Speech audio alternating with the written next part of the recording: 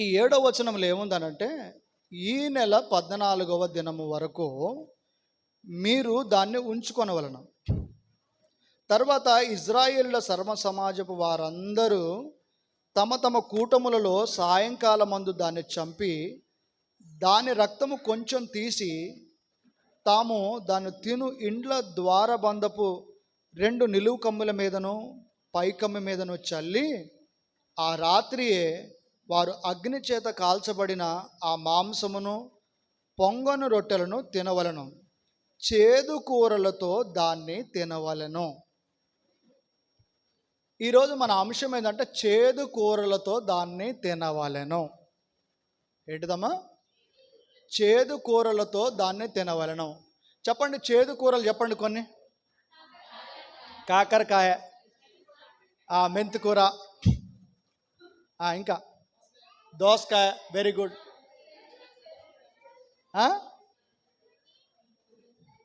ఇంకా ములక్కాయలు కూడా చేదుకుంటాయి అప్పుడప్పుడు, బీరకాయలు కూడా చేదుకుంటాయి అప్పుడప్పుడు, సొరకాయ కూడా చేదు ఉంటుంది అప్పుడప్పుడు. హల్లెలూయా, వెరీ గుడ్. చేదు కూరలు మీకు తెలిసినాయి. ఇజ్రాయేలు ప్రజలు పస్కాను ఆచరించేటప్పుడు చేదు కూరలతో పొంగని రొట్టెలు చేసుకొని మాంసము వండుకొని చేదు కూరలతో దాన్ని తినవలెను. హల్లెలూయా. దేవుడు అన్నాడు, మీరు పస్కా పండుగ చేసుకోండి అని అన్నాడు. బాగానే ఉంది. కానీ మాంసం వండుకో అన్నాడు, బాగానే ఉంది. పొంగని రొట్టెలు బాగానే ఉన్నాయి, అందరికి ఇష్టమే. కానీ మరి చేదు కూరలతో దాన్ని తినవలెను. ఇది ఎంత బాగుంది. హల్లెలూయా. ఇప్పుడు కూర మొత్తం వండుకున్న తర్వాత ఉప్పు ఎక్కువైంది అనుకో, పరిస్థితి ఏంది? ఇప్పుడు దాన్ని దేంతో తినమంటున్నాడు? చేదు కూరలతో తినమంటున్నాడు. ఇంతకీ చేదు కూరలతో దాన్ని ఎందుకు తినాలి? దేవుడు ఏది చెప్పినా దాంట్లో అద్భుతమైన పరమార్థం ఉంటుంది. దేవుడు ఏది చెప్పినా అక్కడేదో మర్మం దాగుంది. అదేదో సీక్రెట్ ఉంది అక్కడ. ఏంటా సీక్రెట్ అంటే, ఇజ్రాయేలీలు ఈ రాత్రి గడిచిపోయిన తర్వాత, ఏ రాత్రి? ఆ సంవత్సరమున మొదటి నెల 14వ తారీఖున పస్కాను ఆచరించాలని చెప్పాడు. ఈ రాత్రి గడిచిపోయిన తర్వాత వారు ఎక్కడుంటారు? వారు ప్రయాణంలో ఉంటారు. ఎంతమంది? 6 లక్షల మంది. 6 లక్షల మంది ఎక్కడికి వెళ్ళాలి? వాళ్ళు కానానుకు చేరుకోవాలి. వాళ్ళు ప్రయాణం కావాలి. అందుకనే ఆ ప్రయాణంలో చేదు అనుభవాలు ఎదురవుతాయి. దేవుడికి మహిమ కలుగును గాక.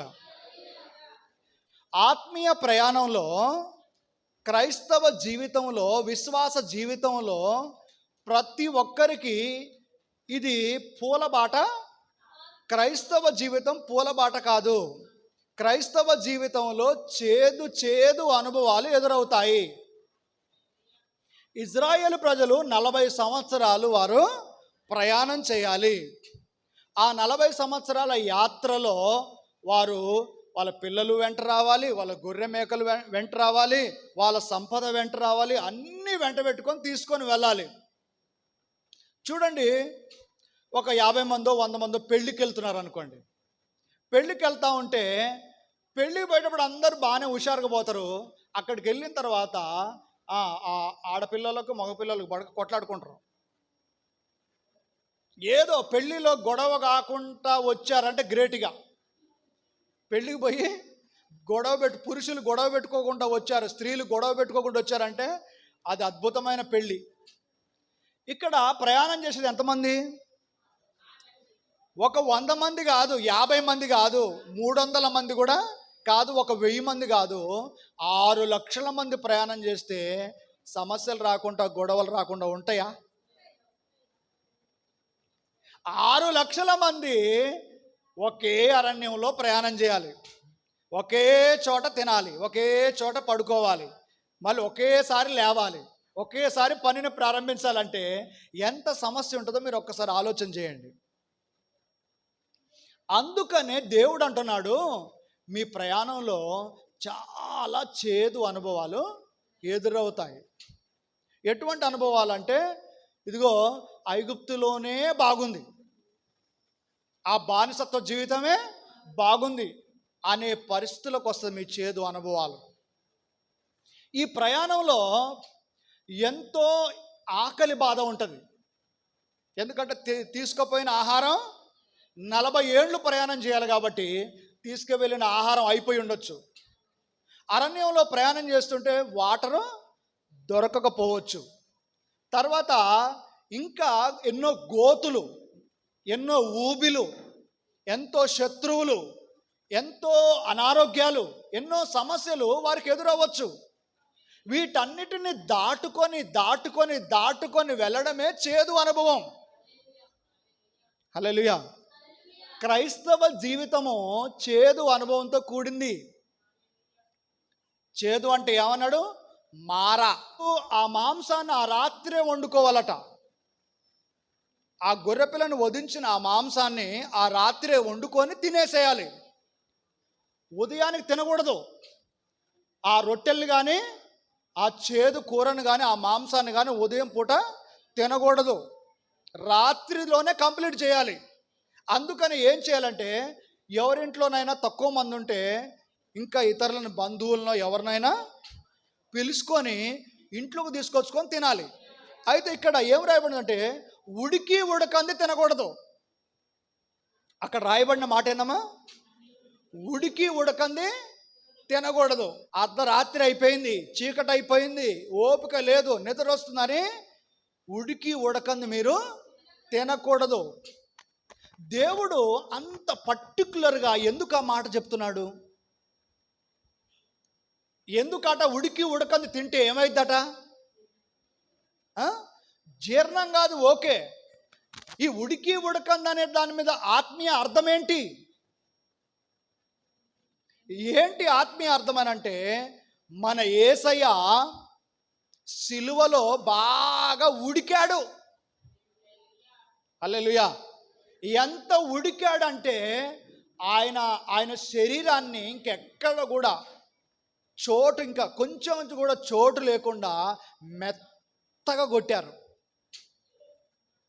కొరడా దెబ్బలే కానీ, పిడిగుద్దులే కానీ, రాళ్ళతో ఏదైనా సరే, బెత్తాలతో కానీ కదా, ముఖం మీద గుద్దడమే కానీ, ఏదైనా సరే ఆయన బాడీలో ఎక్కడ కూడా గ్యాప్ లేకుండా మెత్తగా కొట్టేశారు. దాన్ని నిప్పుల మీద, దేని మీదమ్మా? ఉడికించాలి. ఆ మంటతో ఉడికించాలన్నమాట. దాన్ని ఏ మాంసమైనా మంటతోనే ఉడికించేది. ఏంది ఉడికించడం అంటే ఏంటంటే, యేసయ్య సిలువ మీద ఆయన ఒక అగ్ని లాంటి శ్రమను ఎదుర్కొన్నాడు. అది సాధారణమైన శ్రమ కాదు, అది అగ్నితో కాల్చబడినటువంటి శ్రమ. ఇప్పుడు ఆ పొయ్యిలో, ఆ మంటలో మాంసాన్ని కాలిస్తే ఎట్ట అవుతుంది? ఎర్రగా అవుతుంది. ఎర్రగా అయిన తర్వాత ఏం చేస్తాం? చేప ముక్కలు కాల్చినప్పుడు ఎర్రగా అయిన తర్వాత అప్పుడు నోట్లు వేసుకొని నవిలి మింగుతాం. అట్లాగే యేసయ్య శరీరము సిలువ పైన కాల్చబడినంతగా, ఎర్రగా కాల్చబడినంతగా ఆయన శరీరం మొత్తం రక్తసిక్తం అయిపోయింది. పస్కా అంటే యేసుక్రీస్తు యొక్క సిలువ బలియాగము. ఇజ్రాయేలు ప్రజలకు ఎందుకు పస్కాను ఆచరించమని యెహోవా దేవుడు చెప్పాడు అంటే, రాబోతున్నటువంటి పస్కా గొర్రెపిల్ల ఎవరు? ప్రభు అయిన యేసుక్రీస్తు. ఆయన ఎలా ఉంటాడట? ఆయన ఉడికి ఉడకనట్టుగా ఉండడు. బాగా ఉడికిపోయినాక ముక్కలు నోట్లు వేసుకుంటే ఏమవుతుంది? ఊగా నవలకు ముందుకే. ఉడికి ఉడకంది కాదు ఆయన శరీరం, బాగా ఇంకా ఏమాత్రం కూడా లేకుండా బాగా ఉడికిపోయిందనమాట ఆయన శరీరం. అందుకనే దేవుడు అన్నాడు, ఆ పస్కా మాంసాన్ని మీరు ఎట్లా చేయాలి? చక్కగా కాల్చి, చక్కగా మంచిగా ఉడికించి మీరు ఆ చేదు కూరలతో ఆహారాన్ని మీరు తినాలని చెప్తున్నారు. అంటే దేవుని బిడ్డలారా, మనం దేవుని అంగీకరించిన తర్వాత చేదుతో మనం ప్రయాణం చేయవలసి ఉంది. చేదు కూరలు అంటే మనం రక్షణ అనుభవం పొందిన తర్వాత చేదుతోనే మన ప్రయాణం ప్రారంభమవుతుంది. మనం యేసుక్రీస్తు నమ్మినందుకు లోకమేమి మనల్ని అభినందించదు కానీ నిందిస్తుంది, ఘనపరచదు కానీ గేలి చేస్తుంది, అవమానపరుస్తుంది, నిందిస్తుంది. క్రైస్తవ జీవితము ఒక మంచి ఆనందకరమైనటువంటి జీవితమే కానీ, సంతోషకరమైన జీవితమే కానీ, ఆత్మీయ ప్రయాణంలో అనేకమైన చేదు అనుభవాలు మనకు ఎదురవుతాయి అని యేసుక్రీస్తు ఖచ్చితంగా చెప్పాడు. కొంతమంది ఏం చేస్తున్నారంటే, కొంతమంది యేసుక్రీస్తుని అంగీకరించిన తర్వాత, రక్షణ పొందిన తర్వాత, కొంత ఆత్మీయ ప్రయాణం చేసిన తర్వాత కష్టాలు వస్తున్నాయని, బాధలు వస్తున్నాయని, ఇబ్బందులు వస్తున్నాయని, ఆర్థిక ఇబ్బందులని, అనారోగ్య సమస్యలని ఏం చేస్తున్నారు? మళ్ళీ వెనకకు వెళ్ళిపోతున్నారు. యేసయ్యని విడిచిపెడుతున్నారు, నమ్మకత్వాన్ని విడిచిపెడుతున్నారు, విశ్వాసాన్ని వదులుకుంటున్నారు. కానీ యేసయ్య చెప్పాడు, మీ ఆత్మీయ ప్రయాణంలో చేదు అనుభవాలు ఎదురవుతాయి. ఎందుకు చేదు అనుభవాలంటే, ఇక్కడ మనం చేరుకునే గమ్యము అది మరణము లేని గమ్యము, అది ఎల్లప్పుడూ ఆనందించేటువంటి గమ్యము, అది ఎల్లప్పుడూ దేవునితో సన్నిహితమైన సంబంధము, సహవాసం కలిగినటువంటి గమ్యము, ఆ పరలోకము. అంత పరిశుద్ధమైన ఉన్నతమైనటువంటి ఆ రాజ్యాన్ని నువ్వు పొందాలి అంటే నువ్వు ఖచ్చితంగా క్రైస్తవురాలా నువ్వు చేదు అనుభవాల గుండా వెళ్ళవలసినదే. యేసుని నమ్ముకున్నావంటే లోకము గెలిచేస్తుందంట. ఏం గెలిచేస్తుంది? ఏమంటారు? ఈ యాత్ర అంతా చేదు అనుభవాలతో కొనసాగుతుంది. ఒకవైపేమో ఆనందము, మరొక వైపేమో చేదు. ఈ రెండు కలిసిందే క్రైస్తవ జీవితము. కేవలం నీ జీవితంలో సంతోషమే ఉందంటే ఆ సంతోషమే ఉండదు. తర్వాత ఏమొస్తుంది? ఒక బాధ. మళ్ళీ తర్వాత ఏమొస్తుంది? ఒక సంతోషము. మళ్ళీ ఒక తర్వాత ఒక బాధ. క్రైస్తవ జీవితము ఇదిగో ఇలా ఉంది. దేవునికి స్తోత్రం. ప్రతిసారి మధురమే కాదు మానవ జీవితంలో ఏముంటుంది? మారా కూడా ఉంటుంది. ఎందుకు మనం చేదు కూరలతో తినాలంటే, ఇజ్రాయెల్ ప్రజలు 40 సంవత్సరాలు ఎక్కడ ప్రయాణం చేయాలి? అరణ్యంలో ప్రయాణం చేయాలి. క్రైస్తవ జీవితానికి ఇది ఆశ్చర్యం కాదు. ఆత్మీయ ప్రయాణము ఆశ్చర్యం కాదు. దేవుడు మనందరినీ కూడా ఆత్మీయ ప్రయాణం చేయమనే చెప్పాడు. అది చేదు అనుభవాలతో, కష్టాలతో, నిందలతో, అవమానాలతో కదా, దెబ్బలతో అది మనకుంటుంది. ఇవన్నీ తెలిసి కూడా నువ్వు యేసుని వదిలి, కష్టాలు వస్తున్నాయి, బాధలు వస్తున్నాయి, ఇబ్బందులు వస్తున్నాయి, చర్చికి పోతే మేలు జరుగుద్ది అనుకుంటే, చర్చికి పోతే స్వస్థ అయింది అనుకుంటే, చర్చికి పోతే నాకు కలిసి వస్తుంది అనుకుంటే, ఇదేంద్రా బాబు ఇంత నష్టం వస్తుంది అని నువ్వు అనుకుంటూ ఉంటే నువ్వేం ఆశ్చర్యపోవద్దు. దేవుడు అది ముందుగానే నీకు చెప్పాడు. హల్లెలూయా. దాన్ని తినవలసిన విధానం కూడా ఉన్న చూడండి ఒకసారి. 10వ వచనం చదవండి ఒకసారి. దానిలో ఉడికి ఉడకనదైనను నీళ్లతో వండనబడినదైనను తిననే తినకూడదు. ఏం తినకూడదట? ఉడకనదైనను నీళ్లతో వండనిదైనను తినకూడదు. ఉదయకాలము వరకు దానిలోనిదేదియో మిగిలింపకూడదు. ఉదయకాలము వరకు దానిలో మిగిలినది అగ్నిలో కాల్చివేయవలెను. అగ్నిలో కాల్చివేయవలెను. మీరు దాన్ని తినవలసిన విధం ఏదనగా, మీ నడుము కట్టుకొని మీరేం చేయాలట? కట్టుకొని, మీ చెప్పులు తొడుక్కొని, మీ కర్రలు చేత పట్టుకొని త్వరపడుచు దాన్ని తినవలెను. ఎట్లా తినాలి దాన్ని? నిమ్మలంగా డైనింగ్ టేబుల్ వేసుకొని 4 నిమ్మకాయలు కోసుకొని ఇటింత స్వీట్ పెట్టుకొని తినమని చెప్పట్లేదు దేవుడు. ఎట్లా తినాలట? నీ నడుము కట్టుకొని, మీ చెప్పులు తొడుక్కొని, కర్ర చేత పట్టుకొని త్వరపడుచు ఆ పస్కా ఆహారాన్ని మీరు తినవలెను. దేవుడు అంటున్నాడు, ఎప్పుడైతే నువ్వు పస్కా ఆచరించావో, ఎప్పుడైతే పస్కా గొర్రెపిల్ల వధించబడిందో, ఎప్పుడైతే నువ్వు చేదు కూరలతో ఆహారము వండుకున్నావో, వెంటనే నువ్వేం చేయాలి? వెంటనే అది పస్కా పండుగ కంప్లీట్ అవగానే వెంటనే లేచి నువ్వు నడుము కట్టుకొని, నీ చెప్పులు తొడుక్కొని, నీ కర్ర చేత పట్టుకొని నీ ప్రయాణాన్ని ప్రారంభించాలి. హల్లెలూయా. చాలామంది రక్షణ పొందిన తర్వాత వాళ్ళ ఆత్మీయ ప్రయాణాన్ని ప్రారంభించరు. సంవత్సరమైనా, 2 సంవత్సరాలైనా, 3 సంవత్సరాలైనా ఎక్కడేసిన గొంగడి అక్కడే లెక్క. హల్లెలూయా. అదే హృదయం. ప్రారంభంలో ఏ హృదయం ఉందో అదే హృదయం. దేవుని నమ్మనప్పుడు ఏ మనస్సు ఉందో అదే మనస్సు, అదే ఆలోచనలు, అదే తలంపులు, అదే ఉద్దేశాలు, అదే పాపము, అదే మనస్సు. కానీ ఇక్కడ ఏమంటున్నాడు?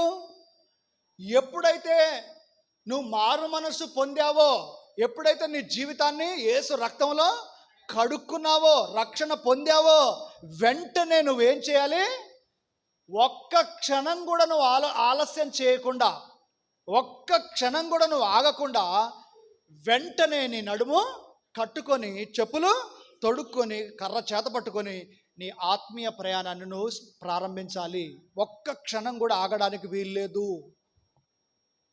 నెమ్మదిగా తీరికగా కూర్చొని తినమనట్లే, వెంటనే వండుకున్న దాన్ని దనదన నిలబడే తినేసి మీ ప్రయాణాన్ని ప్రారంభించే. తెల్లవారితే కనుక చాలా ఇబ్బందిగా ఉంటుంది. దేవుడికి మహిమ కలుగును గాక. అర్ధరాత్రిలోనే ఈ పని మొత్తం అయిపోవాలి. ఇశ్రాయేల్ ప్రజలకు ఏం చెప్తున్నాడు? వెంటనే వండుకోవడం అయిపోవాలి, తినడం అయిపోవాలి, ప్రయాణం స్టార్ట్ అవ్వాలి. 6 లక్షల మంది ప్రయాణం వెంటనే స్టార్ట్ కావాలి. టైం లేదు. ఇప్పటికే 430 సంవత్సరాలు మీరు బానిసత్వంలో ఉన్నారు. ఇప్పటికే నలిగిపోయి ఉన్నారు. ఇక ఒక్క క్షణం కూడా మీరు బానిస బ్రతుకులు బ్రతకవలసిన అవసరం లేదు. వెంటనే నడుం కట్టుకొని, కర్ర చేత పట్టుకొని మీరు బయటికి వెళ్ళాలని చెప్తున్నాడు. హల్లెలూయా. ప్రారంభించిన దగ్గరనే ఉండబాకు. ప్రతిరోజు నీ ఆత్మీయ జీవితం ఎలా ఉండాలి? మార్పు చెందిందై ఉండాలి.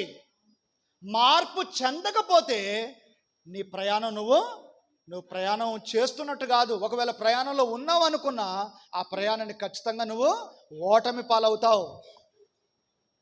దేవుడికి మహిమ కలుగును గాక. దాన్ని ఎలా తినాలట? చేదు కూరలతోటి యేసును విశ్వసించిన మరుక్షణమే నువ్వు ప్రయాణంలో ఉన్నావన్న సంగతి గుర్తుపెట్టుకోవాలి. లోకంలో ఉన్నప్పుడు వేరు. ఎప్పుడైతే యేసయ్యను నువ్వు సొంత రక్షకుడిగా అంగీకరించావో నీ ప్రయాణం ప్రారంభమైంది. ఎలా ప్రారంభమవుతుంది? చేదు కూరలతో ప్రారంభమై మెత్తగా నలగగొట్టేంత వరకు ప్రయాణం కొనసాగుతుంది. చేదు అనుభవాలతో నీ ఆత్మీయ ప్రయాణం ప్రారంభమై యేసయ్య శిలువ మీద ఎట్లా కాల్చబడ్డాడో, ఎట్లా కాల్చబడిన అనుభవాన్ని పొందిండో, ఎంత ఘోరంగా కొట్టబడ్డాడో అటువంటి అనుభవంలోనికి క్రైస్తవుడు రావాలి. ఇదే పస్కా. దీనినే పస్కాను ఆచరించుట అని మనం అర్థం చేసుకోవాలి. చేదు కూర తింటున్నామంటే ప్రయాణం స్టార్ట్ అయిందని మనం తెలుసుకోవాలి. అయితే మన ప్రయాణం చాలా సుదీర్ఘమైనది. మన ప్రయాణం చాలా దూరంగా ఉంది. ఆ గమ్యాన్ని చేరుకోవాలంటే నువ్వు ఆలస్యం చేస్తే టైం వేస్ట్ అవుతుంది. అందుకనే ఎక్కడ కూడా నీ టైమును వేస్ట్ చేయొద్దు. చాలామంది రక్షింపబడి, చాలామంది బాప్తిస్మం పొందుకొని ఆత్మీయ అనుభవాన్ని పొందుకొని కూడా వాళ్ళ ప్రయాణాన్ని ఏమాత్రం కూడా ముందు కొనసాగించకుండా అక్కడే ఉండి భక్తి పరులుగా చలామణి అవుతున్నారు.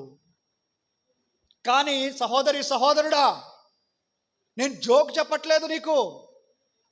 ఈ క్రైస్తవ జీవితం అంటే ఎలా ఉంటుంది?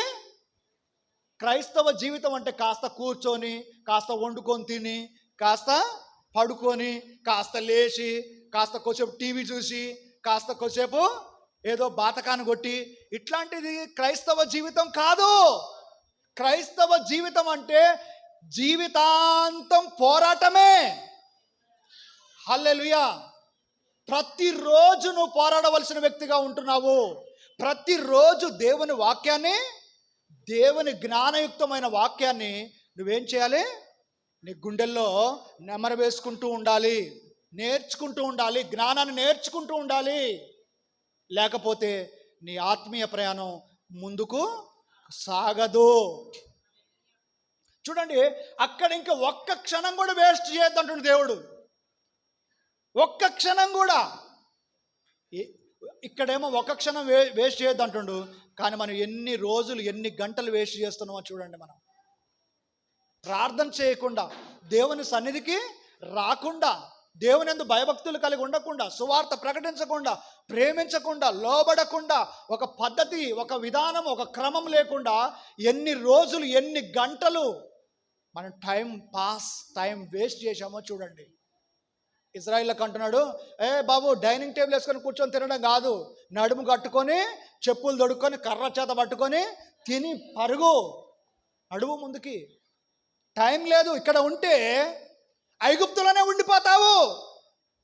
ఒక్క క్షణం వేస్ట్ చేసినా నువ్వు ఐగుప్తులోనే ఉండిపోతావు. మరలా అదే బానిస బతుకు, అదే వ్యర్థమైన జీవితం, అదే బలహీనమైన జీవితం. కాబట్టి నువ్వు కొత్తగా వేసుకున్న తర్వాత, నువ్వు కర్ర చేత పట్టుకున్న తర్వాత, నువ్వు ఒక్క నిమిషం కూడా, ఒక్క క్షణం కూడా ఆలస్యం చేయకుండా నీ ప్రయాణాన్ని ప్రారంభించు అంటున్నాడు దేవుడు. ఈరోజు నీతో, నాతో, మనందరితో దేవుడు మాట్లాడుతున్నాడు. దేవుడికి మహిమ కలుగును గాక. నా గుండె అయితే మండుతుంది. మీ గుండె మండుతుందా, మండట్లేదా? ఎంత టైం పాస్ చేస్తుర్రో, ఎంత వేస్ట్ చేస్తుర్రో. హల్లెలూయా. నువ్వు ఎట్లా చేరుకుంటావు గమ్యం? అదేమో సాధారణమైందా? ఇరుకు మార్గం. ఆ దేవుడు ఇరుకు మార్గం అని చెప్పాడు. అందులో ప్రవేశించాలంటే ఇంకా పాపంతోనే, ఇంకా బలహీనతతోనే, ఇంకా రకరకాల జీవితంతోనే, ఇంకా నటన జీవితంతోనే ఉంటే నువ్వు ఎప్పుడు ప్రయాణాన్ని ప్రారంభిస్తావు? ఎప్పుడు నడుస్తావు? ఎప్పుడు ఆ గమ్యాన్ని చేరుకుంటావు నువ్వు? దేవుడికి మహిమ కలుగును గాక. కాబట్టి దయచేసి ఇప్పటి వరకు నీ ఆత్మీయ ప్రయాణాన్ని ప్రారంభించకపోతే వెంటనే ఏం చేయాలి? ఒక్క క్షణం కూడా వేస్ట్ చేయొద్దు. నేను ప్రతి ఒక్కరితో ఏమంటే, పొద్దున్న దాకా ఎంతమంది టీవీ చూస్తారు? ఇక్కడ టీవీ చూసేటోళ్ళు పొద్దున్న దాకా వాక్యం చూడొచ్చుగా అంట. నేను చూడాలి. బోర్ ఎందుకు కొడతాండి? వాక్యం చూడండి. ఎందుకంటే నువ్వు ఎంత దేవుని వాక్యాన్ని నువ్వు నేర్చుకుంటావో నీ ఆత్మీయ జీవితం అంత పరుగులెత్తుద్ది. హల్లెలూయా. నువ్వెంత సోమర్తనంగా ఉంటావో, ఎంత నిర్లక్ష్యంగా ఉంటావో, నీ ఆత్మీయ జీవితం రోజు రోజుకి ఏమైంది? అడుగు అంత దిగిపోతుంటుంది. హల్లెలూయా. దేవుడికి మహిమ కలుగును గాక. కాబట్టి ఒకసారి ప్రతి ఒక్కరు కూడా పరీక్షించుకోవాలని మీ అందరికీ నేను మనవి చేస్తున్నాను. యేసును నమ్మిన నాటి నుండి ఈ రోజు వరకు 10 సంవత్సరాలు దాటిపోయిన ప్రవర్తనలో ఏ మార్పు? కొంతమందిలో 10 సంవత్సరాలైన 20 సంవత్సరాలు ఏ మార్పు కనబడతలేదు. అది ఎంత బాధాకరమో. జీవితంలో మార్పు, ఆలోచనలో కూడా మార్పు రావట్లేదు. అంటే దాని అర్థం ఏంటంటే నీకు దేవుడి గురించి నీకు తెలియడం లేదు, ఆయన గొప్పతనం నీకు తెలియడం లేదు, ఆయన మహిమ నీకు అర్థం కావడం లేదు. ఇంకా ఏదో ఈ భూ సంబంధమైన వాటి కొరకే పోరాడుతున్నావు. కానీ ఆ మహిమ గల ఏంది ఆ 12 గుమ్మముల పట్టణం కొరకు నీ ఆలోచన ఇంకా స్టార్ట్ కాలేదు. అది స్టార్ట్ అయితే నీకు దేని మీద మనస్సు ఉండదు. మీ నమ్ముతారో నమ్మరో, నాకు 24 గంటలు సరిపోవట్లే. రాత్రి కూడా 1 గంటకే పడుకున్నా నేను. ఇదంతా రాసుకున్నా 4 పేజీలు. దేవుడికి మహిమ కలుగును గాక. మళ్ళీ పొద్దున్నే 5 గంటలకు లేచిన. పొద్దున్న 5 గంటలకు లేచి మళ్ళీ ఒకసారి చూసుకున్నా. దేవుడికి మహిమ. ఎందుకంటే టైంపాస్ జీవితం కాదు ఇది. మునుపు ఎట్లున్నావో ఏమో, మునుపు నీ ఆత్మీయ జీవితం ఎలా ఉందో లేదో, కానీ ఇప్పుడు మాత్రం ఖచ్చితంగా నీ ఆత్మీయ ప్రయాణం ఏం చేయాలి? నడుము కట్టుకోవాలి, చెప్పులు తొడుక్కోవాలి, కర్ర పట్టుకోవాలి, నీ ఆత్మీయ ప్రయాణాన్ని ప్రారంభించాలి. ఎంతవరకు అనంటే ఉడకనట్టు కాదు. ఈరోజు చాలామంది ఆత్మీయ జీవితాలు ఎలా ఉన్నాయి? ఎవరిని పట్టుకున్నా సరిగా ఉడకలేదు, సరిగా లొంగలేదు, దేవుడికి సరిగా వంచబడట్లేదు, సరిగా విరగొట్టబడట్లేదు. ఎవరిని చూసినా ఎంతో కొంత గర్వము, అహంకారము, లోబడని తత్వము, కోపము, ఆవేశము ఇవన్నీ కనబడుతున్నాయి. కానీ అలా ఉడకనట్టుగా ఉండొద్దు. నీ ఆత్మీయ జీవితం ఎలా ఉండాలి? పూర్తిగా మెత్తగా ఉడికిపోయినట్టుగా ఉండాలి. హల్లెలూయా. 12వ వచనంలో అర్ధరాత్రి ఐగుప్తు దేవతలకు తీర్పు తీర్చాడు. చూడండి ఒకసారి అది 12వ వచనం చదవండి. 12వ వచనం. ఆ రాత్రి నేను ఐగుప్తు దేశమందు సంచరించి ఐగుప్తు దేశమందలి మనుషులలోనే గాని జంతువులలోనే గాని తొల సంతతి అంతయు హతము చేసి ఐగుప్తు దేవతలందరికీ తీర్పు తీర్చెదను. హల్లెలూయా.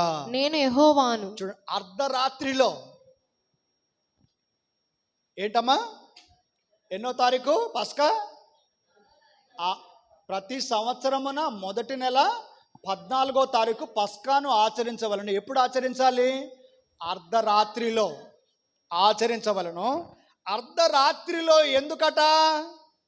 అర్ధరాత్రిలో ఐగుప్తు దేవతలకు దేవుడు తీర్పు తీర్చబోతున్నాడు. ఇప్పటి వరకు ఆ ఫరో యొక్క నాయకులు అందరూ కూడా మోషే అహరోనులతో ఆడుకున్నారు. హల్లెలూయా. ఎంత మాత్రం ఈయన జీవం గల దేవుడు, శక్తివంతుడైన దేవుడు అని చెప్పినప్పుడు కూడా వాళ్ళు ఎంత మాత్రం వినకుండా ఇష్టానుసారంగా చేశారు. అందుకనే దేవుడు ఈ యొక్క చివరి తెగుల్లో, ఈ 10వ తెగుల్లో ఏం చేస్తున్నాడు? ఐగుప్తు దేవతలన్నిటికీ ఆయన తీర్పు తీర్చబోతున్నాడు. ఐగుప్తు దేవతలన్నిటికీ తీర్పు తీర్చబోతూ ఉంటే ఆ సమయంలో నువ్వు కూడా బయటకు వచ్చావు అనుకో, తలుపు తీసుకొని. ఇజ్రాయేలుడు కూడా బయటకు తలుపు తీసుకొని వస్తే ఆ వ్యక్తికి కూడా ఏమవుతుంది? ఆ వ్యక్తి కూడా తీర్పు తీర్చబడుతుంది. హల్లెలూయా. కాబట్టి ఈనాడు పస్కాను ఆచరించినట్లుగా ఇప్పుడు ప్రభు శరీరం రక్తాన్ని కూడా మనం తినాలి, త్రాగాలి. దేవుడికి మహిమ కలుగును గాక. ఏంటట పస్కా? ఏంటిదట? ఆ పస్కాలో ఏముంటుంది? ఏడాది గొర్రెపిల్ల మాంసాన్ని ఉడికించుకొని తినాలి.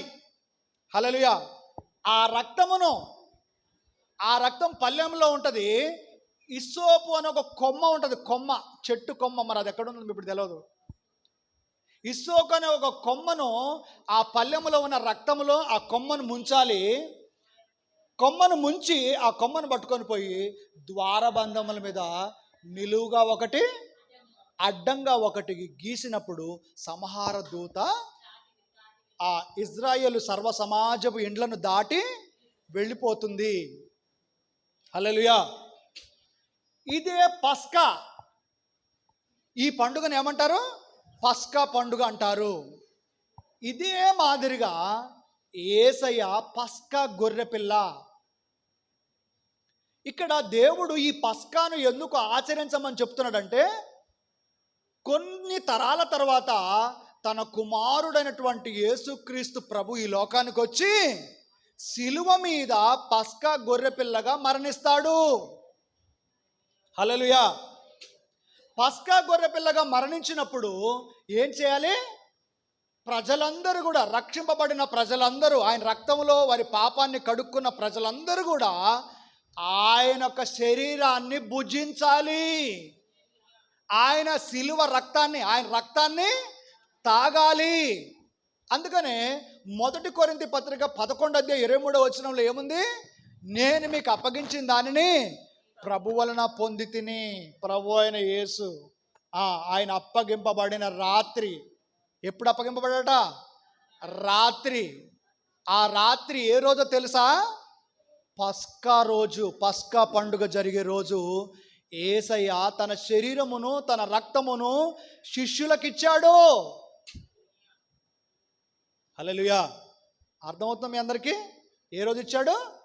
14వ తారీఖు, సంవత్సరంలో మొదటి నెల 14వ తారీఖు రోజు యేసయ్య తన శిష్యులకు ఇదిగో రొట్టెను వాళ్ళకిచ్చి, ఇది నా శరీరము, ద్రాక్ష రసము ప్రార్థించి ఇది నా రక్తం అని చెప్పాడు.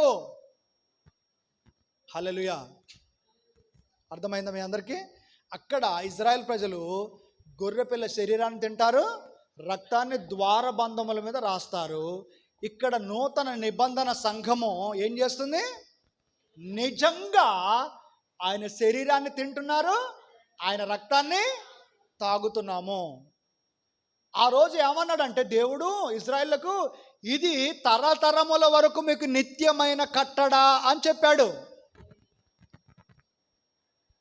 ఇది మీకు తరతరముల వరకు నిత్యమైన కట్టడ అని చెప్పాడు. కాబట్టి కొన్ని డినామినేషన్స్ వాళ్ళు, కొన్ని సంఘాల వారు ఇప్పుడు పస్కా పండుగను ఆచరిస్తున్నారు. ఇప్పటికీ ఇజ్రాయెల్ దేశంలో యూదులు ప్రతి సంవత్సరము పస్కాను ఆచరిస్తున్నారు. పాస్టర్ గారు, మీ అందరికి ఒక ప్రశ్న రావట్లే, మరి మనం ఎందుకు పస్కాను ఆచరించటం లేదు? యూదులు ఆచరిస్తున్నారు, కొన్ని డినామినేషన్ వాళ్ళు, దేవుడు యెహోవా దేవుడు ఏం చెప్పాడు? తరతరముల వరకు ఈ పస్కాను మీరు ఆచరించాలని చెప్పాడు. మరి మనం ఎందుకు ఆచరించట్లేదు? మనం ఎందుకు ఆచరించట్లేదు అంటే, ఆ నిజమైన పస్కా బలి పశువు ఆయన శిలువ మీద ఒకేసారి ప్రాణం పెట్టి ఏం చేశాడు? ఆయన శరీరాన్ని భుజించమని చెప్పాడు, ఆయన రక్తాన్ని తాగమని చెప్పాడు. భౌతిక సంబంధమైనటువంటి గొర్రెపిల్ల శరీరం కాదు, భౌతిక సంబంధమైన గొర్రెపిల్ల రక్తం కాదు. ఇప్పుడు నా శరీరం తినండి, నా రక్తం తాగండి అని చెప్పిండు. కాబట్టి మనం పస్కా పండుగ చేయట్లేదు. కానీ ఇది తెలియనటువంటి అనేకులు ఏం చేస్తున్నారంటే, దేవుడు అన్నాడు తరతరముల వరకు ఇది కట్టడ అన్నాడు కాబట్టి చాలామంది ఏం చేస్తున్నారు? పస్కా పండుగ జరిపిస్తున్నారు. కానీ మనం పస్కా పండుగ ఇప్పుడు చేయాల్సిన అవసరం లేదు. ఏం చేయాలి? ప్రతిసారి ఆయన శరీరం ఇచ్చినప్పుడు, రక్తం నీకు ఇస్తున్నప్పుడు నువ్వు స్పీడ్గా, నువ్వు రెడీగా ఎట్లుండాలి? నువ్వు నీ నడుము కట్టుకొని, నీ చెప్పులు తొడుక్కొని, నీ కర్ర చేత పట్టుకొని ఆయన శరీరం తినడానికి, ఆయన రక్తం తాగడానికి నువ్వు పరుగున రావాలి. ఎక్కడున్నా. ఒక నెల తీసుకోకపోతే ఏం కాదులే, ఒక 2 నెలలు తీసుకోకపోతే ఏం కాదులే నువ్వు అనకూడదు. ఇది నిత్యమైన కట్టడని చెప్పాడు యేసయ్య. నేను వచ్చు పర్యంతం వరకు నా మరణమును మీరు ప్రచురించుదురని చెప్పాడు. నేను వచ్చేంత వరకు ఇది మీకు నిత్యమైన కట్టడ. తీసుకుంటా లేకపోతే లేదు కాదు. ఎవరైతే పస్కాను ఆచరించారో ఆ పస్కాలో ఉన్న ప్రతి ఒక్కరు కూడా ఏం చేయాలి? ఆయన శరీరం తినాలి, ఆయన రక్తం తాగాలి. అర్థమవుతుంది మీ అందరికీ? ఇప్పుడు 12వ అధ్యాయం 19వ వచనం కానీ చదవండి. 19, 20, 21, 22. 7 దినములు మీ ఇండ్లలో పొంగినదేదయ్యూ ఉండకూడదు. పులిసిన దానిని తినువాడు అన్యుడే గాని, దేశములో పుట్టినవాడే గాని, ఇజ్రాయేలీయుల సమాజంలో నుండక కొట్టివేయబడతాడు. మీరు పులిసినదేదియు తినక, మీరు పులిసిన తినొద్దు, మీరు నివాసములన్నిటిలోనూ పులియని వాటిని తినవలనని చెప్పుమనెను. కాబట్టి మోషే ఇజ్రాయేలీయుల పెద్దలందరినీ పిలిపించి వారితో ఇట్లనెను, మీరు మీ కుటుంబముల చొప్పున మందలో నుండి పిల్లను తీసుకొని పస్కా పశువుని వధించుడి. మరియు హిస్సోపు కుంచె తీసుకొని, ఏం తీసుకోవాలట? హిస్సోపు కుంచె, హిస్సోపు కుంచె తీసుకొని పల్లెములోనున్న రక్తములో దాని ముంచి. రక్తం ఎక్కడుంది? ఇప్పుడు బలి చేసినప్పుడు రక్తం పళ్ళెములో ఉంది. ఆ పళ్ళెములో ఉన్న రక్తములో ఈ హిస్సోపు కుంచె ముంచి ద్వారబంధపు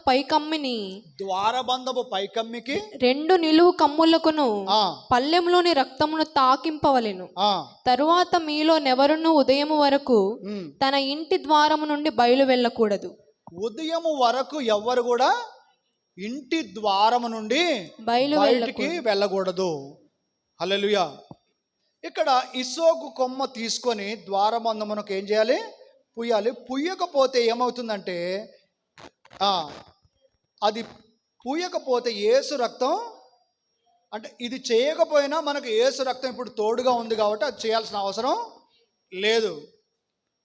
దేవుని యొక్క రక్తం ఇంకా పల్లెములోనే ఉంది. ఓ దేశమా, ఓ ప్రజలారా, యేసయ్య రక్తం ఎక్కడుంది? ఇంకా అందరికీ అందుబాటులోనే ఉంది. ఇంకా ఎవరైతే ఆ సంతోషకరమైనటువంటి నిత్య జీవంలోనికి అడుగు పెట్టాలనుకుంటున్నారో, ఆనందకరమైన రాజ్యంలోనికి అడుగు పెట్టాలనుకుంటున్నారో, వారందరూ కూడా ఏం చేయాలి? ఆ పల్లెములో ఉన్న రక్తాన్ని కొంచెం హిస్సోపుతోటి తీసుకొని మీరు రాసుకోవాలని చెప్తున్నాడు. ఇంకా ఎవరైనా రక్షణ పొందకపోతే ఇక్కడ ఏం చేయాలట? వెంటనే రక్షణ పొందడానికి నిర్ణయం తీసుకోవాలి. ఆలస్యం చేయకూడదు. ఎందుకంటే దానిని హిస్సోపుతోటి తీసుకోవాలని రాయబడింది. దావీదు ఒక ప్రార్థనలో ఏం చేశాడో తెలుసా? యేసయ్యా, అయ్యా, నన్ను హిస్సోపుతో నన్ను కడుగు, హిమము కంటే నన్ను తెలుపుగా చెయ్యమని ప్రార్థన చేశాడు. ఎందుకు దావీదు హిస్సోపు అనేటువంటి కొమ్మను ఎందుకు జ్ఞాపకం చేసుకున్నాడు?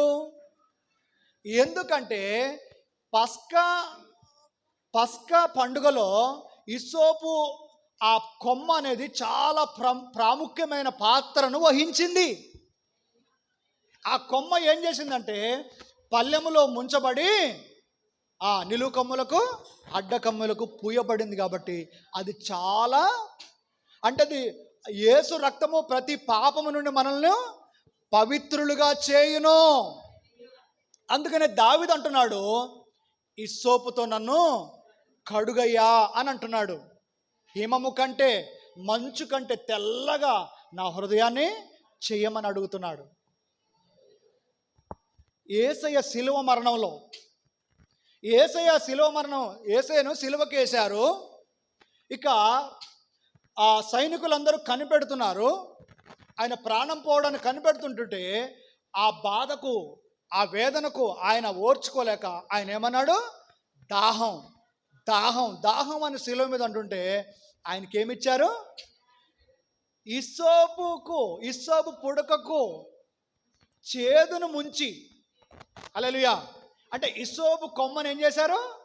హిస్సోపు కొమ్మ తీసుకొని మారాలో, చేదులో ముంచి ఆయన నోటికి అందించారు. హిస్సోపు కొమ్మ గురించి చాలా గొప్ప చరిత్ర ఉంది. చూడండి, యేసయ్య ఇజ్రాయెల్ ప్రజలకు ఏం చెప్పాడు? మీరు హిస్సోపుతోటి మీ పాపాన్ని కడుక్కోండి అని చెప్పాడు. ఇప్పుడు మనం అందరం కూడా ఏం చేయాలి? హిస్సోపుతోటి, అంటే యేసు రక్తంతో ప్రతి ఒక్కరం కూడా శుభ్రంగా కడుక్కోవాలి. చాలామంది ఏం చేస్తున్నారంటే ఎక్స్ క్రిస్టియన్గా మారుతున్నారు. అంటే ఏంటిది? క్రైస్తవ వ్యతిరేకులుగా మారుతున్నారు. కొంతకాలం క్రైస్తవ వ్యతిరేకులుగా మారింది ఎవరంటే ఆల్రెడీ ఇంతకుముందు దేవుని నమ్మిన వారే, యేసు రక్తంలో కడగబడ్డవారే. వాళ్ళకు సరిగా దేవుడి గురించి అర్థం కాక, ఆయన గొప్ప మహిమ గురించి అర్థం కాక, ఆయన త్యాగం, సిలువ త్యాగం అర్థం కాక ఏం చేస్తున్నారు?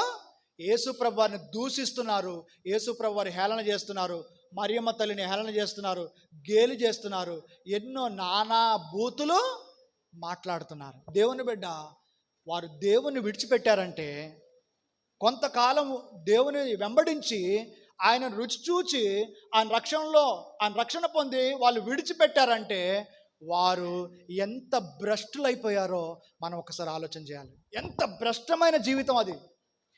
ఎందుకంటే వాళ్ళు యేసు రక్తం గురించి తెలియని వారు కాదు, ఆ నిత్య జీవాన్ని గురించి ఎరుగని వారు కాదు. ఆల్రెడీ పస్కా బలిలో వారు పాలు పొందిన వారు కొంతకాలం నడిచి ఏదో చిన్న చిన్న సమస్యలు వస్తే, చిన్న చిన్న బాధలు, చిన్న చిన్న అనారోగ్యాలు వస్తే వెంటనే యేసయ్యను విడిచిపెట్టి లోకంలో కలిసిపోయి ఇప్పుడు ఎక్స్ క్రిస్టియన్గా మారి ఏం చేస్తున్నారు? దేవుణ్ణే దూషిస్తున్నారు. ఎంత నిత్య నరకగ్నిగుండం, ఎంత నిత్య నరకగ్నిగుండం పాలవడానికి వాళ్ళు అడుగులు వేస్తున్నారన్న సంగతి వారికి తెలియడం లేదు. అయినా కానీ యేసయ్య అంటున్నాడు, ఇదిగో నా రక్తం ఇంకా పళ్ళెంలోనే ఉందిరా బాబు, వచ్చి మీరందరూ ఇస్సోపు తీసుకొని ఆ రక్తం అందులో ఆ ఇస్సోపును ఆ కొమ్మను అందులో ముంచి మీ పాపాలు కడుక్కోండి అని చెప్తున్నాడు యేసయ్య. కడుక్కోండి అని చెప్తున్నా కానీ ప్రజలు ఏం చేస్తున్నారు? నీ ఇస్సోపు మాకేం అవసరం లేదు, నీ రక్తం మాకేమీ, నీ సిలువ మాకు అవసరం లేదని నిత్య నరక అగ్నిగుండంలో కాలిపోవడానికి వాళ్ళ అడుగులు స్పీడ్గా వేస్తున్నారు. ఎంత దరిద్రం అది, ఎంత భ్రష్టత్వం అది. అసలు యేసయ్య నమ్మిన తర్వాత దేవుడు అన్నాడు, చేదు అనుభవాలతో నీ ప్రయాణం ప్రారంభమవుతుందని చెప్పాడు.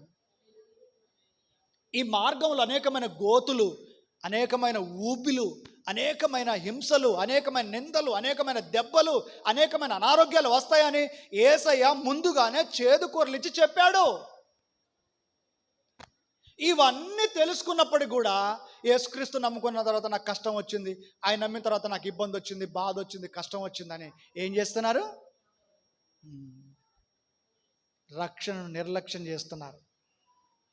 రక్షణను నిర్లక్ష్యం చేస్తున్నారు. ఉన్న కాడనే ఎక్కడ నమ్ముకున్నప్పుడు ఏ విశ్వాస స్థాయిలో ఉన్నారో 20 ఏండ్లైనా 30 ఏండ్లైనా అదే చోట ఉన్నారు. ఒక్క అడుగు కూడా ముందు కదలలేదు కొంతమంది. ఇది ఎంత బాధాకరం.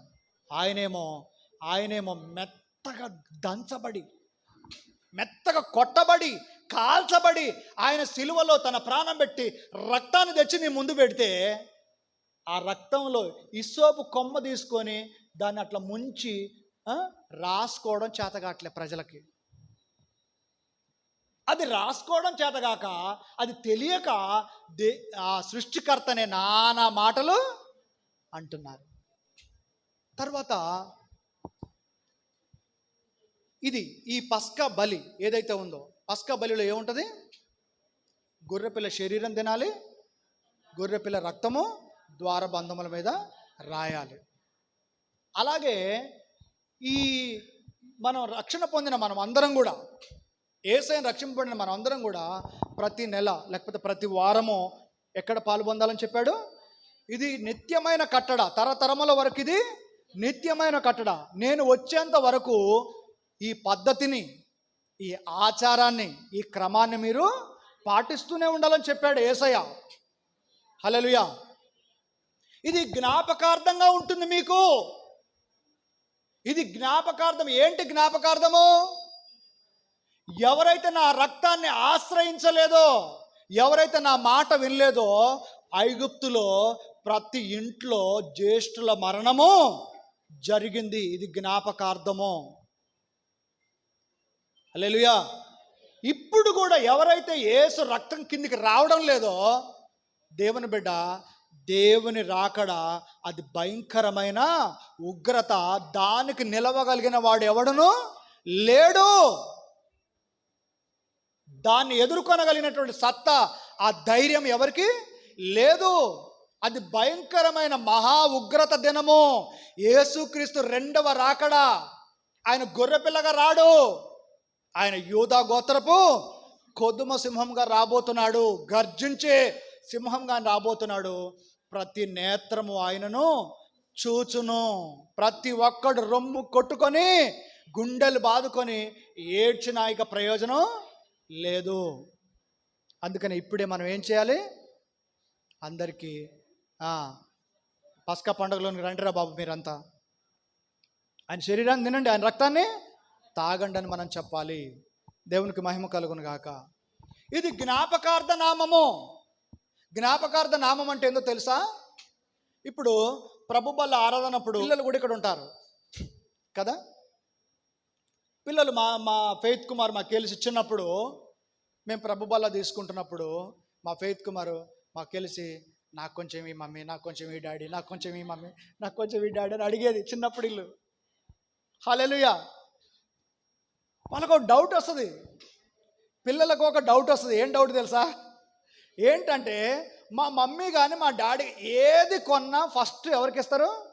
మాకే పెడతారు. ఏ పండు అయినా, బిస్కెట్ అయినా, మటన్ అయినా, చికెన్ అయినా, చేపలైనా ఏదైనా ఫస్ట్ వండగానే ఎవరికి పెడతారు? ఫస్ట్ నా పిల్లలు తినాలని కలిపి తినిపిస్తారు. కానీ చర్చిలోకి రాగానే ఇంత చిన్న రొట్టె ముక్క ఇవ్వట్లేదు వీళ్ళు. గింత ద్రాక్షరసం బావి మమ్మీ అంటే ఏ ఏ అని అంటున్నారు. ఏందో అసలు ఏంది ఇక్కడ ఇట్లా ప్రవర్తిస్తున్నారు మా మమ్మీ డాడీ అని అనుకున్నారు వాళ్ళు చిన్నప్పుడు. దేవుడికి మహిమ కలుగును గాక. హల్లెలూయా. అయితే మనం ఏం చేయాలి? ఖచ్చితంగా అది జ్ఞాపకార్థ నామం అంటే వాళ్ళకి అర్థమయ్యేటట్టు చెప్పాలంటున్నాడు దేవుడు. వాళ్ళకి అర్థమయ్యేటట్టు చెప్పాలి. ఏం చెప్పాలి? కేవలం ఇది రక్షణ పొందిన వారు మాత్రమే ఆయన శరీరం తినాలి, ఆయన రక్తం తాగాలంటే ఇప్పుడు మేము రక్షణ పొందుతాం అంటారు వెంటనే వాళ్ళు. హల్లెలూయా. దాని గురించి కూడా చెప్పాలి. రక్షణ పొందడం అంటే ఏదో సాధారణంగా వెళ్ళి నీటిలో మునగడం కాదు, దానికి చాలా పెద్ద ప్రాసెస్ ఉంటుంది. అది రావాలంటే నీకు ఒక 15 ఏళ్ళలో, 16 ఏళ్ళలో, 17 ఏళ్ళలో, 18 ఏళ్ళలో రావాలి. అప్పుడు నీకు అన్నీ తెలిసిన తర్వాత నువ్వు రక్షణ పొందితే అప్పుడు తప్పిపోకుండా నువ్వు ఉండగలుగుతావు. వాళ్ళకి అర్థమయ్యేటట్టు చెప్పాలి. దేవుడు అది చెప్పమంటున్నాడు. హల్లెలూయా. చూడండి, ఒక పెద్ద మీటింగ్ జరుగుతుంది అనుకోండి. ఒక పెద్ద మీటింగ్ జరుగుతుంటే అక్కడ లోకంలో ఉన్న అన్యజనులు కూడా వస్తారు కదా. వచ్చినప్పుడు ఆ మీటింగ్లో ఇప్పుడు కొంతమంది దైవజనులు అక్కడ కూడా బల్లాయిస్తారు. మీటింగ్లలో కూడా అక్కడ కూడా రొట్టె ద్రాక్షరసం ఇస్తున్నారు. ఇప్పుడు ఎవరైనా అన్యజనులు వెంట పెట్టుకొని వస్తే ఈ క్రైస్తవులేమో ఆయన శరీరాన్ని తింటుంటారు, రక్తం తాగుతుంటారు. ఈ అన్యజనులేమో పాపం వాళ్ళకి ఏం అర్థం కాక వాళ్ళు దిగాలు పడి చూస్తుంటారు. అట్లా ఏంది వీళ్ళు మాకు ఇవ్వట్లేదు. ఈమె చర్చికి రా తీసుకొచ్చింది. ఎంతో బతిమిలాడితే కానీ మేము చర్చికి కూటానికి రాలేదు. కానీ వీళ్ళు క్రైస్తవుల స్వార్థం చూడు. వాళ్ళే రొట్టె తింటుర్రు, వాళ్ళే ఏదో రసం తాగుతుర్రు, మాకు ఇవ్వట్లేదని కొంతమంది అలిగి ఇంటికి వెళ్ళిపోయారట. బంధువులైన వారు కొంతమంది అలిగి కూడా ఇంటికి వెళ్ళిపోయారట. ఒక పాస్టర్ గారు చెప్పిండు. దేవుడికి మహిమ కలుగును గాక. ఏం చేయాలి మరి మనం? వాళ్ళకి అర్థమయ్యేటట్టు ముందే వాళ్ళకి అర్థమయ్యేటట్టు చెప్పాలి. అయ్యా ఇది ఊరికనే ఇవ్వబడదు. ఈ ఆయన శరీరం తినాలంటే, ఆయన రక్తం తాగాలంటే తప్పనిసరిగా మారు మనసు పొందాలి. మారు మనసు పొంది యేసు రక్తంతో ప్రతి ఒక్కరూ వారి పాపాన్ని కడుక్కోవాలి. అప్పుడు మాత్రమే ఈ పరిశుద్ధమైన, ఈ శ్రేష్టమైన ఆయన శరీరాన్ని, రక్తాన్ని తీసుకోవాలి అని వాళ్ళకి అర్థమయ్యేటట్టు మనం చెప్పాలి. లోకంలో ఉన్న వాళ్ళందరికీ కూడా ఆయన మరణాన్ని ప్రచురించాలట. లోకంలో ఉన్న వారందరికీ కూడా ఆయన శరీరం గురించి, ఆయన రక్తం గురించి వారికి తెలియాలి. అయ్యా యేసు శరీరం మీకు అందుబాటులో ఉంది, యేసు రక్తము పళ్ళెంలో అందుబాటులో ఉంది. దయచేసి ఆయన శరీరం దగ్గరికి, రక్తం దగ్గరికి రండి. వచ్చి ఆయన శరీరంలో, రక్తంలో మీరు మీ పాపాన్ని కడుక్కొని ఆయన రక్తంలో, శరీరంలో పాలు పొందండి అని ప్రతి ఒక్క మనిషికి మనం చెప్పాలట. అదే నిత్యమైన కట్టడ, అదే తరతరముల వరకు ఉన్న కట్టడ. అయితే ఇశ్రాయేలు ప్రజలు ఇక్కడ ఐగుప్తు నుంచి దాటి వెళ్ళొచ్చిన తర్వాత, వాళ్ళు బయటకు వచ్చిన తర్వాత కొన్ని తరాల వరకు పస్కా పండుగ జరపలేదట. కొన్ని తరాల వరకు పస్కా జరపలేదు. కొన్ని తరాల వరకు పస్కా జరపకపోతే ఇప్పుడు ఆ పస్కా గొర్రెపిల్ల గురించి వాళ్ళకి తెలుసుదా? ఆ గొర్రెపిల్లని ఎట్లా వధించాలో, ఏడాది తీసుకోవాలా, 4 ఏళ్ళది తీసుకోవాలా, ఏ రోజు తీసుకోవాలి, ఎప్పటి వరకు పరీక్షించాలి, ఏ డేట్ రోజు దాన్ని బలివ్వాలి, ఏ రాత్రి దాన్ని తినాలి, ఏ కూరతో తినాలి, ఏ రొట్టెతో తినాలి, ఏ కూర, అన్నీ కూడా అర్థం కావాలంటే ఏం చేయాలి మనం? దీనిని ఆయన రక్తం గురించి, ఆయన శరీరం గురించి మనము మన పిల్లలకు, మన పిల్లల పిల్లలకు దాన్ని నిత్యమైన కట్టడగా వారు తెలియచేస్తూ ఉండాలి. పస్కా పండుగను ఆచరించుట పసిపిల్లలకు కూడా నేర్పించాలి మనం. ఇది యేసు రక్తం ఇలా ఉంటుంది, ఏ శరీరం ఇలా ఉంటుంది అని వాళ్ళకి ఖచ్చితంగా గుర్తు చేయమని యేసు ప్రభువు వారు చెప్తున్నాడు. హల్లెలూయా. ఎందుకంటే యెహోవానైనను ఆయన క్రియలనైనను ఎరుగని తరం ఒకటి ఉందట. కొంతమందికి కొన్ని రోజులైతే ఇదిగో ఇదేరా బియ్యము, ఇదేరా పొలం అంటే, ఇదా పొలం అంటే ఏంది, బియ్యం అంటే ఏందని అడుగుతారట. ఇప్పుడే అడుగుతున్నారు సిటీలో ఉన్నోళ్ళు. ఇది కూడా పస్కా అంటే యేసుక్రీస్తు శిలువ మరణాన్ని గురించి మనం ఇప్పుడే అందరికీ చెప్పకపోతే, దాన్ని ఒకవేళ ఆచరించే టైం వస్తే వాళ్ళకి దాన్ని ఎలా ఆచరించాలో వాళ్ళకి తెలియదు. కాబట్టి ప్రతి ఒక్కరికి, నీ భర్తకి, నీ భార్యకి, నీ పిల్లలకి, నీ బంధువులకి, నీ రక్త సంబంధులకి, అన్ని జనులకి, అందరికి కూడా ఆయన శిలువ త్యాగాన్ని గురించి వివరంగా చెప్పాలంటున్నాడు. అదే నిత్యమైన కట్టడ. అందుకనే ప్రతి ఆదివారం, ప్రతి వారం దేవుని సన్నిధికి అందరు రావాలి. భర్త రావాలి, భార్య రావాలి, పిల్లలు రావాలి, అందరు రావాలి. ఎందుకు అంటే ఈ నిత్యమైన కట్టడ వాళ్ళకు తెలియాలి, ఈ నిత్యమైన ఆజ్ఞ వాళ్ళకు తెలియాలి. కాబట్టి కుటుంబంతో సహా అందరు రావాలి. ఇక 12వ అధ్యాయము 29వ వచనం మనం చూస్తే, తెల్లవారితే, ఇప్పుడు చూడండి, ఇప్పుడు 3 రోజులు సెలవులు వచ్చినాయిగా. ఎప్పుడైనా మీరు ఊరికి వెళ్తున్నారు అనుకోండి, మీ మేనమామ ఇంటికో, లేకపోతే మీ అత్తగారింటి కాదులే, తల్లిగారింటికో కదా, మీ స్నేహితునింటికో మీరు వెళ్తున్నారు అనుకోండి. అక్కడ వారం రోజులు ఉండబోతున్నారు. పెళ్ళికి పోతుర్రో, ఫంక్షన్ పోతుర్రో, దేనికో ఒకదానికి వెళ్తున్నారు. అక్కడ వారం రోజులు మీరు ఉండబోతుంటే మీరు ఎలా సిద్ధపడతారు? ఎవరు లగేజీ?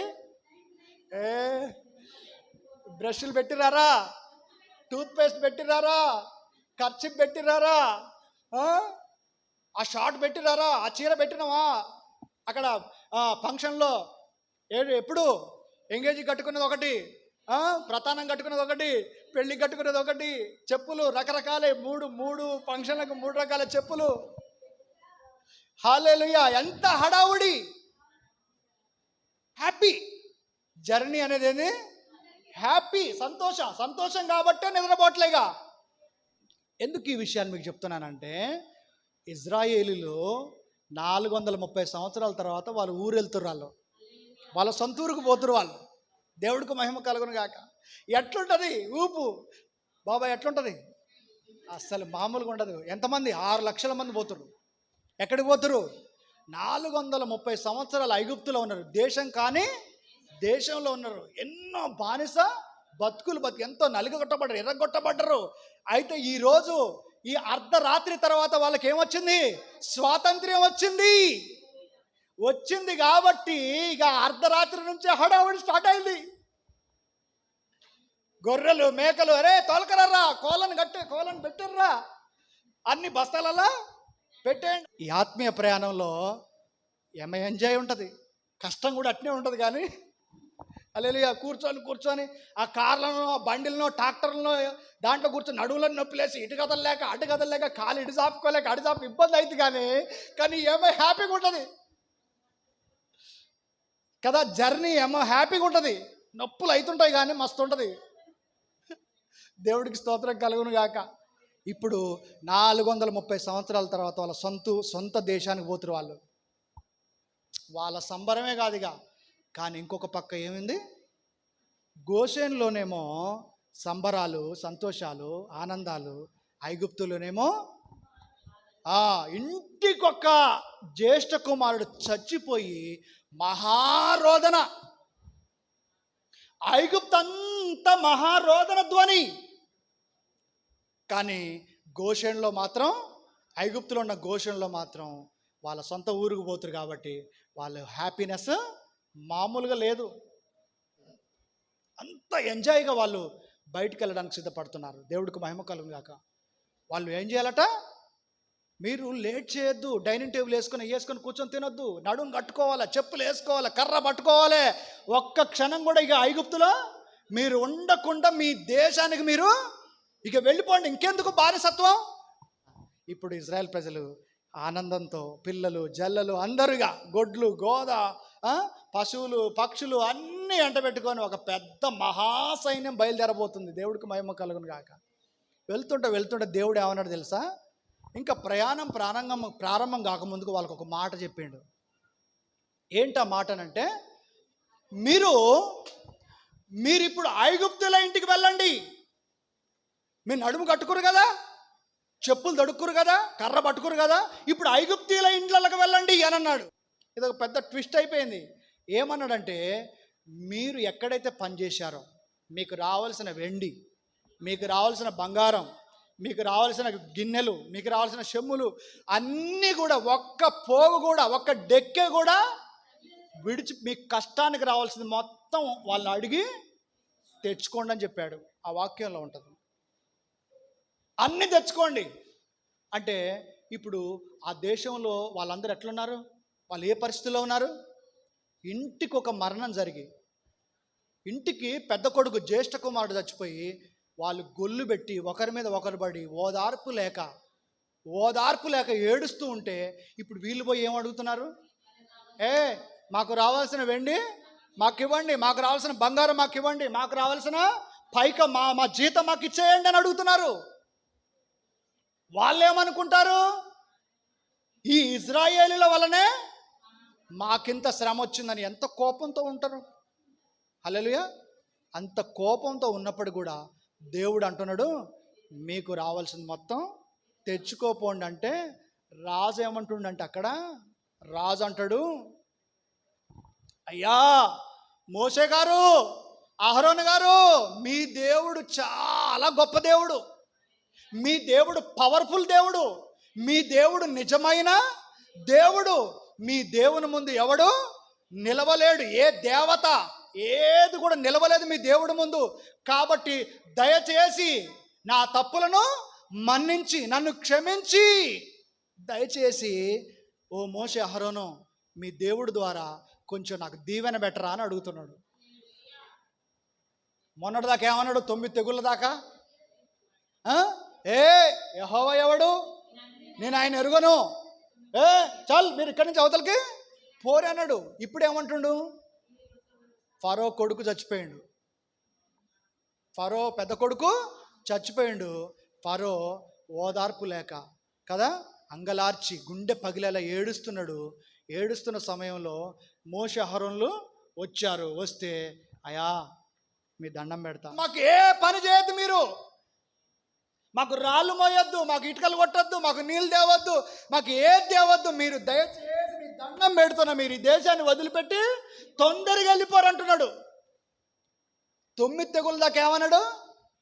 ఓహో మీ నాటకాలు ఏ వాకరి, మీ పనులు మీరు ఎవడి పనికి వాడు బోరి, మోషే అహరోను మీరు కూడా పని చేసుకోపోరి అని అన్నాడు. ఇప్పుడేమంటుండంటే, నాయనా మీ దండం పెడతా, కొంచెం మీరు ఈ దేశాన్ని విడిచిపెట్టి వెళ్ళిపోరి అని అంటే, అప్పుడు మోషే అహరోనులు అంటున్నారు, మాకు రావాల్సిన వెండి, మాకు రావాల్సిన బంగారం, మాకు రావాల్సిన జీతం, మాకు రావాల్సిన వస్తువులు మాకిస్తే మేము వాటిని తీసుకొని మేము వెళ్ళిపోతాం అంటున్నారు. దేవుడికి మహిమ కలుగును గాక. వెంటనే రాజు ఆజ్ఞ జారీ చేశాడు, ఒరే ఐగుప్తీయులారా, దయచేసి వాళ్ళకి ఏమేమి ఇవ్వాలో అవన్నీ ఇచ్చి పంపండిరా, లేకపోతే అన్యాలంగా మనం సస్తాంరా బాబు అని చెప్పేసి ఒక్కసారి ప్రకటన చేసేసరికి అప్పుడు అందరూ చావు అంటే శవంకాడ ఏడ్చేది వదిలిపెట్టి ఇంట్లోకి వెళ్ళి జీతం తెచ్చిచ్చిర్రు, ఇంట్లోకి వెళ్ళి వెండి తెచ్చిచ్చిర్రు, ఇంట్లోకి వెళ్ళి బంగారం తెచ్చిచ్చిర్రు.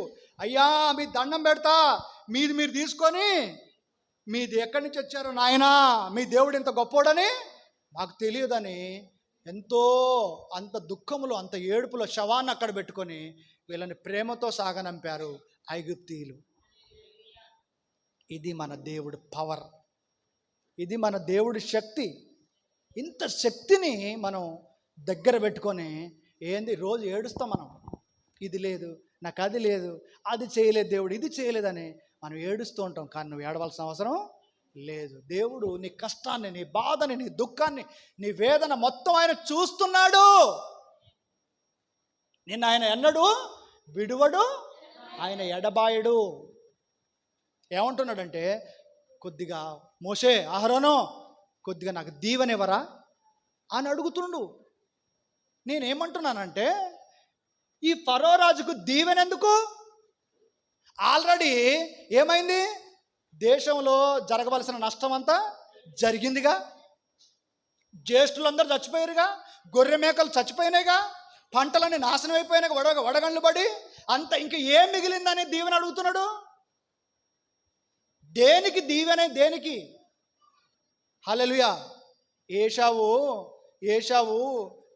వాళ్ళ డాడీ ఏమన్నాడు ఇస్సాకు, అరే పెద్దోడా ఏషావు, నువ్వు పోయి వేటాడి ఒక మంచి జింకనో ఇదేనో ఒకదాన్ని వేటాడి మంచి మాంసం వండి నాకు పెడితే నేను చచ్చిపోయేలోగా నిన్ను దీవించిపోతారా అన్నాడు. సరే డాడీ, ఓకే డాడీ అని వీడు బయలుదేరి వెళ్ళిపోయాడు. ఈ మాట విన్న యాకోబు తల్లి, హల్లెలూయా, వెంటనే ఏం చేసింది? రిబ్కా చక్కగా అరే పోయి ఒక పొట్టేలను, ఒక మంచి గొర్రెపిల్ల, లేత గొర్రెపిల్లని తీసుకొచ్చి వండి మొత్తం ఒంటి రోమాలని పెట్టి, వెంట్రుకలను పెట్టి వాళ్ళ లోపల పంపించి దీవెన మొత్తం కొట్టేశాడు యాకోబు. అన్ని దీవెనలన్నీ ఇచ్చిన తర్వాత, ఇచ్చి అంత అయిపోయి అన్ని దీవెనంతా అయిపోయాక యాకోబు వెళ్ళిపోయిందిగా. వెళ్ళిపోయిన తర్వాత అప్పుడు చెమటలన్నీ కారుకుంటా, నాయనా నేను వచ్చేసిన ఏశావుని నన్ను దీవించునానా అని అడుగుతున్నాడు. ఇంకా దీవించేదేందిరా? ఇంతకుముందు వచ్చినావు కదా నువ్వు, ఇంతకుముందు వచ్చి దీవెనలు తీసుకోలేదా అంటే, నాయనా నేను ఇప్పుడే వస్తున్నా నాయన, చాలా కష్టపడి చాలా పోరాడితే ఇప్పుడు ఒకటి పడింది నాయన, ఇప్పుడు కష్టపడి వండుకొని తీసుకొస్తున్నా నాన్న అంటే, ఒరే దరిద్రుడా, ఇంత లేటుగా నేను ఎప్పుడు పంపించినా? నువ్వు ఎప్పుడు ఏం చేసినావు? అక్కడ నువ్వు తొందరగా వెళ్ళి సిద్ధపడి వెంటనే రావాలి కదా. రాకుండా నువ్వు ఎక్కడేదో పనులన్నీ చూసుకొని చిన్నగా తీసుకొచ్చి ఇప్పుడు తెచ్చిన ఆయన అంటే నీ దీవెనలన్నీ వాడు తీసుకొని పోయాడు. అయితే ఏశావు అంటుండు, నాయన ఇంకా నీ దగ్గర ఏమైనా ఒక్క దీవెనైనా లేదా అని అంటే, అరే ఇక దీవెనలు లేవురా కొడక, ఏమున్నాయి? శాపాలే ఉన్నాయి నాకాడంటే, ఏదో ఒకటి నాయన. హల్లెలూయా. అప్పుడు ఇస్తే ఏం లాభం? నువ్వు టైంకు రాకపోతే, నువ్వు సమయాన్ని పాటించకపోతే, అప్పుడు నువ్వు దీవెన పొందితే ఏం లాభం? ఇప్పుడు ఏశావుకి ఏమైనా ఉపయోగమా ఆ శాపాలతోటి? ఈ ఫరో రాజుకి అంత దేశం అంతా నష్టమైపోయి అందరూ విలాపంతో దుఃఖం తట్టుకోలేక ప్రతి కుటుంబం ఏడ్చి కన్నీళ్ళు వరదలైపోతుంటే, ఇప్పుడు దీవెన తీసుకొని ఏం చేస్తాడు? హల్లెలూయా. ఇక్కడ మనం అర్థం చేసుకోవాల్సింది ఏంటంటే, ఏదైనా మనం బలహీనతలో ఉంటే ఆ బలహీనతను దేవుడు కొట్టిన దాకా, దేవుడు దెబ్బ కొట్టి కింద పడేసిన దాకా దాన్ని అట్నే కొనసాగించొద్దు. ఫరో పని అట్లనే అయింది. దేవుడు కొడతాడని ఆయనకు తెలియదు, కానీ ఏం చేసిండు? మామూలు దెబ్బ కొట్టలే. దేశం మొత్తం జ్యేష్ఠుల మరణం అయితే ఏ ఇంట్లో చూసినా ఒకళ్ళింట్లో పోయి ఒకళ్ళు ఏడవడానికి అవకాశం లేకుండా ఏడుస్తూ ఉంటే, దేవుని బిడ్డలారా ఇక చూడండి ఎట్లా ఉందో పరిస్థితి. అన్నీ అయిపోయిన తర్వాత దీవెన ఎందుకు?